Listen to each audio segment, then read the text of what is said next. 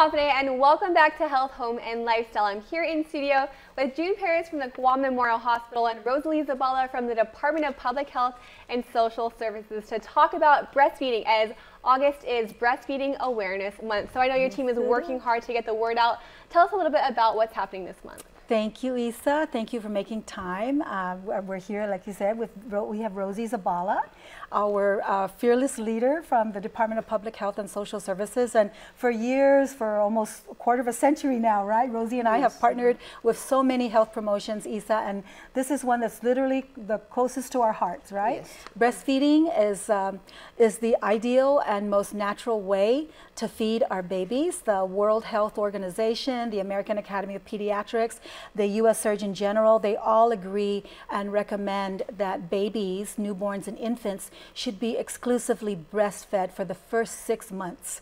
Breastfeed only. No bottles, no formulas, no juices, no waters. Breastfeed only for the first 6 months. And then after, softened, mashed, pureed fruits and vegetables can be added on. But they should continually be breastfed for the first 2 years and longer, as long as mom and baby are comfortable. Okay, so you mentioned that breastfeeding has a support from so many different organizations and individuals. So what are the benefits of breastfeeding? Well, there's so many social, psychological, economic benefits for mom, babies, families, for our society as a whole. It is the most natural way to care for our babies, and it's there. It's so readily available for cultures and locations that are financially strapped or economically struggling. It is a readily available source of nutrition, and it is complete nutrition. It provides for all the nutritional needs for a baby's healthy development. Okay.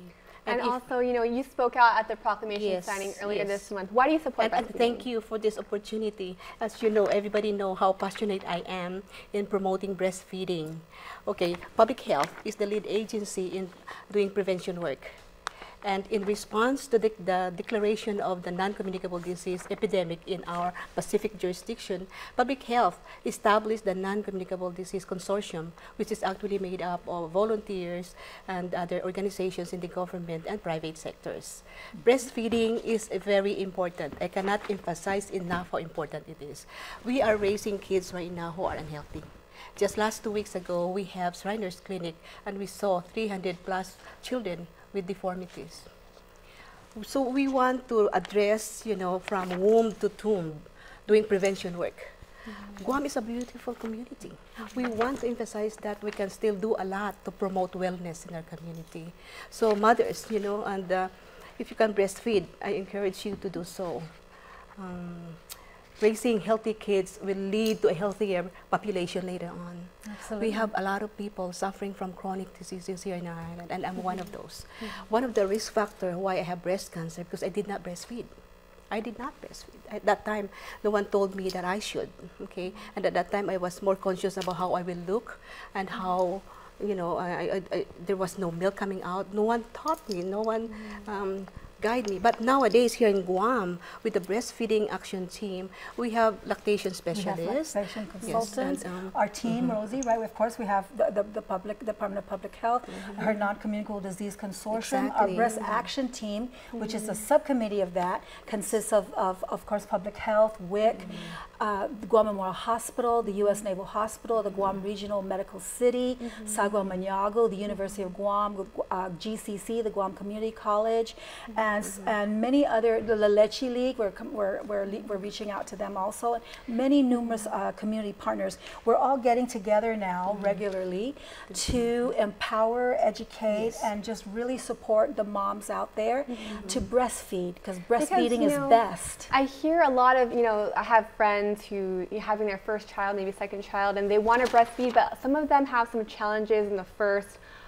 couple times they try. So any advice to mothers who are maybe struggling to breastfeed? Yes, Isa, it is. The nipples get sore, they're uncertain if their babies are getting enough milk. They don't feel like they're feeding their babies are getting enough. Those are all very typical questions and challenges, but their doctors, their nurses, their clinics can very easily walk them through it. And please call. Isa, I breastfed all my 3 babies. Even after my last and 3rd baby, I still was calling and finally learned how to properly pump my milk.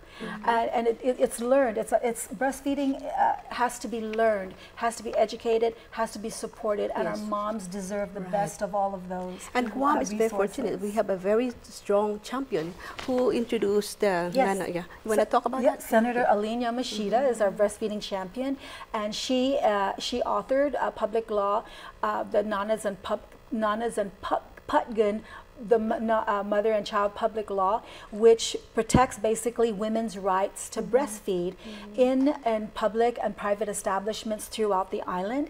All government and private employers of 50 or more employees are required now to provide breastfeeding time and breastfeeding space for their breastfeeding employees that work for up to 2 years.